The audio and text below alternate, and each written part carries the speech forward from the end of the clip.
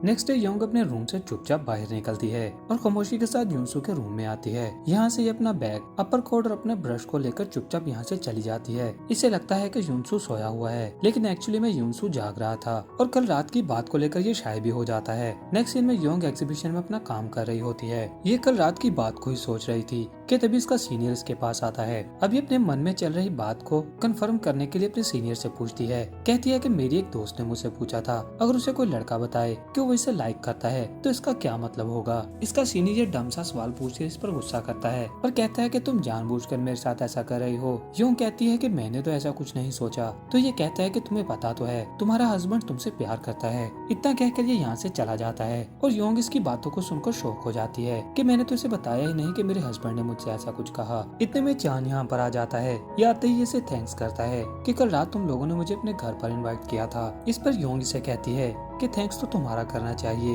जो इनवाइट करने पर तुम आ गए। इतना कहकर योंग यहाँ से चली जाती है। नेक्स्ट सीन में यूनसू को एक टेक्स्ट मिलता है। इसे योंग ने ही टेक्स्ट किया था। ये कहती है कि आज रात का डिनर मेरी तरफ से है। इस पर यूनसू इसे फौरन टेक्स्ट करता है कि फ्रिज में बनाने के लिए कुछ भी नहीं है, तो क्या तुम मेरे साथ ग्रोसरी बाय करने चलोगी। जैसे योंग अपने नए रिलेशन को लेकर काफी खुश हो रही थी, इसी तरह से यूनसू भी काफी एक्साइटेड था। ये इसे वाकई में प्यार करने लगा था। दूसरी तरफ योंग अपनी एक मीटिंग में बैठी होती है और मोबाइल पर टेक्स्ट करते हुए काफी खुश हो रही थी। चान इसे ही देखता जा रहा था। तभी योंग का बॉस इसे पूछता है कि आज तो तुम बहुत खुश लग रही हो, क्या कोई गुड न्यूज है। तो योंग कहती है कि नहीं नहीं ऐसी कोई बात नहीं। और चान इसे स्माइल करता हुआ देखकर जेलस हो रहा था। यहाँ घर पर यूनसू अपने रूम में आता है तो इसे बेड पर योंग बैठी हुई दिखाई देती है और ये इसे सेम सवाल पूछती है कि क्या तुम मुझे लाइक करते हो। यूनसू को ये देखकर अपनी आंखों पर यकीन नहीं होता। एक्चुअली ये इसका हेलुसिनेशन था। ये खुद को मुंह पर थप्पड़ मारकर होश में लाता है। इसके बाद ये वॉशरूम में आकर ब्रश करने लग जाता है। तो यहाँ पर भी ऐसा ही होता है। योंग इसे आकर फिर से सेम सवाल पूछती है तो ये फिर से खुद को होश में लाता है और खुद से कहता है कि लगता है मैं पागल होने लगा हूँ। एक्चुअली यूनसू रियल में योंग को लव करने लगा था। रेडी होने के बाद इसे टेक्स्ट मिलता है। योंग ने बताया था कि इसका सुपरमार्केट के बाहर वेट करेगी। टेक्स्ट रीड करते ही ये खुशी से स्माइल करने लग जाता है। नेक्स्ट सीन में योंग अपनी फ्रेंड से बात करते हुए सुपरमार्केट में आ जाती है तो यूनसू पहले ही यहाँ पर आया हुआ था। योंग इसे देखते ही सेलफोन बंद कर देती है। यूनसू इसे देखते ही हेजिटेट होते हुए हाय करता है। इसके बाद ये दोनों हेजिटेट होते हुए ग्रोसरी बाय करने लग जाते हैं। योंग जिस भी चीज का नाम लेती है तो यूनसू कहता है कि हाँ ये मुझे भी बहुत पसंद है और उठाकर बास्केट में डालता जा रहा था। इसके बाद ये मीट को बाय करते हैं। यूनसू 2 पैकेट उठाकर क्रैब मीट डालता है तो योंग इसे झगड़ने लग जाती है। ये इसे कहती है किमची मीट डम्पलिंग के लिए अच्छा होता है तो योंग कहता है कि क्रैब मीट भी अच्छा होता है। इस पर दोनों की बहस होती है। आखिर में यूनसू दोनों मीट का एक पैकेट उठाकर टोकरी में डाल लेता है। शॉपिंग करने के बाद घर पर ये खाना बनाकर खा भी चुके थे। दोनों एक दूसरे के लिए काफी खुश होते हैं। इसके बाद मुस्कुराते हुए अपने लवी डवी कपल के तौर पर ये दोनों मिलकर डिशेस को भी वॉश करते हैं। योंग इसे पूछती है तुमने जो चौकरी बाय की थी उसे कब बनाने वाले हो। यूनसू कहता है कि ये तो तुम्हें बाय करने से पहले सोचना चाहिए था। योंग कहती है कि मैंने कब बाय की, तुम्ही ने तो कहा था कि मुझे वो बहुत पसंद है। यूनसू फौरन से अपनी जुबान से मुकर जाता है। कहता है कि मैंने तो ऐसा कुछ कहा ही नहीं। इसके बाद योंग कल रात की बात करने लगती है। यूनसू फौरन से शाय होता है और बात को पलटाते हुए यहाँ से भाग जाता है। नेक्स्ट सीन में योंग अपने रूम में सोने के लिए ट्राई कर रही थी लेकिन इसे नींद नहीं आ रही होती। ये अपने रूम से बाहर आकर पानी पीती है और फिर जैसे ही पलटती है तो इसके पीछे ही यूनसू खड़ा था। ये यूनसू को गुड नाइट कहकर अपने रूम में जाने लगती है तो यूनसू इसे रोककर पूछता है कि क्या तुम मुझे लाइक करती हो। तो ये भी हाँ में आंस करती है। इसके हाँ करते ही यूनसू इसे किस कर लेता है। इस तरह दोनों ने एक दूसरे को अपने दिल की बात बता दी थी। किस करते करते दोनों रूम में आ जाते हैं और फिर यूं ही रोमांस करते हुए इनकी रात गुजरती है। नेक्स्ट डे यूनसू की जब आंख खुलती है तो इसे टेक्स्ट मिलता है। योंग ने इसे बताया था कि हमारी एग्जीबिशन स्टार्ट होने वाली है, इसलिए आज मुझे उसकी प्रेपरेशन के लिए जल्दी जाना पड़ा। इसके बाद यूनसू अपनी एक्स गर्लफ्रेंड को टेक्स्ट करता है आज रात मैं योंग को सब कुछ बता दूंगा, इससे पहले कि देर हो जाए। यहाँ योंग ऑफिस में काफी खुश घूम रही होती है कि तभी से यूनसू का टेक्स्ट आता है कि क्या आज रात तुम घर जल्दी आ सकती हो, मुझे तुम्हें कुछ बताना है। योंग इसके टेक्स्ट रीड करके और भी खुश हो जाती है। फिर ये यूनसू को टेक्स्ट करके बताती है कि आज रात मैं थोड़ा सा लेट हो जाऊंगी तो ये 3 दिन में एग्जीबिशन का काम खत्म हो जाएगा, हम उसके बाद बात करेंगे। यूनसू से बात करने के बाद योंग अपने एग्जीबिशन के काम को कवर करने लग जाती है। नेक्स्ट डे एग्जीबिशन की ओपनिंग होने वाली थी, इसलिए आज ही इन्हें ये सारा काम टाइम से पहले कंप्लीट करना था। अब रात में योंग अपने ऑफिस में बैठी काम कर रही होती है तो इसका सीनियर इसे पूछता है कि क्या तुम्हें घर नहीं जाना। तो योंग बताती है कि मेरा अब कुछ काम पेंडिंग पड़ा हुआ है। तो ये कहता है कि इस काम को छोड़ दो, घर जाओ और कल सुबह जल्दी आकर कर लेना। इस पर योंग ओके करके यहाँ से जाने लगती है।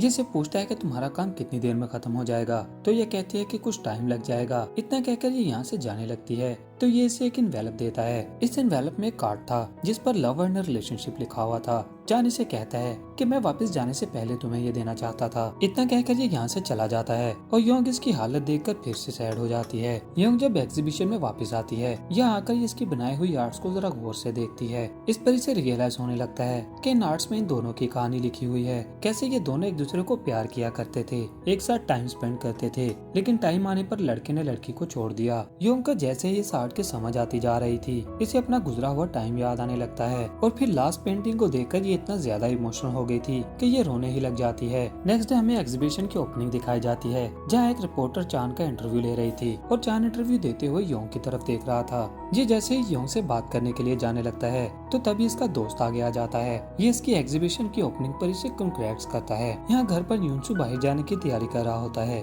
कि तभी इसे याद आता है कि आज का फोरकास्ट भी बारिश का बताया गया है, इसलिए ये जाते हुए अपने साथ एक अम्ब्रेला ले जाता है। नेक्स्ट सीन में चान और उसका फ्रेंड एग्जीबिशन के बाहर खड़े बात कर रहे होते हैं कि तभी इसकी नजर यूनसू पर पड़ती है, जो यहाँ पर योंग को अम्ब्रेला देने के लिए आया था। इसका फ्रेंड यूनसू को देखते ही कहता है कि ये यहाँ पर क्या कर रहा है। यूनसू सीधा बिल्डिंग में आता है और लिफ्ट में चला जाता है। यहाँ चान भी सीढ़ियों से ऑफिस की तरफ जाने लगता है। चान यूनसू से पहले योंग से मिलना चाहता था। चान को लॉबी में ही योंग मिल जाती है। ये इसे पूछता है कि क्या तुमने मेरी आर्ट्स को देखा, तो योंग इसे हाँ में आंस करती है। ये काफी सैड लग रही थी। चान इसे सॉरी करता है। योंग कहती है कि अगर तुम्हारी बातें खत्म हो गई हो तो मुझे यहाँ से जाना है। ये जाने लगती है तो ये इसे कहता है कि प्लीज मुझे एक बार माफ कर दो, मैं तुमसे आखिरी चांस मांगता हूँ। योंग खुद को काफी हर्ट कर चुकी थी। ये इसे कहती है कि किस चांस की बात कर रहे हो, तुम अपनी हद में क्यों नहीं रहते, मैं तुम्हें एक चांस दे भी दूं, फिर तुम क्या कर लोगे। जब से तुम वापस आए हो मुझे पहले से ज्यादा पेन फील होने लगा है। चान अभी भी इसे अपनी बातों में लेने की कोशिश कर रहा था और बेशर्मों की तरह कहता है कि हम 2 साल और डेटिंग करेंगे और फिर 10 साल पूरे होने के बाद हम शादी कर लेंगे। योंग कहती है कि मैं शादीशुदा हूँ, तो ये कहता है कि मैं जानता हूँ तुम्हारी शादी कॉन्ट्रैक्ट बेस्ड है,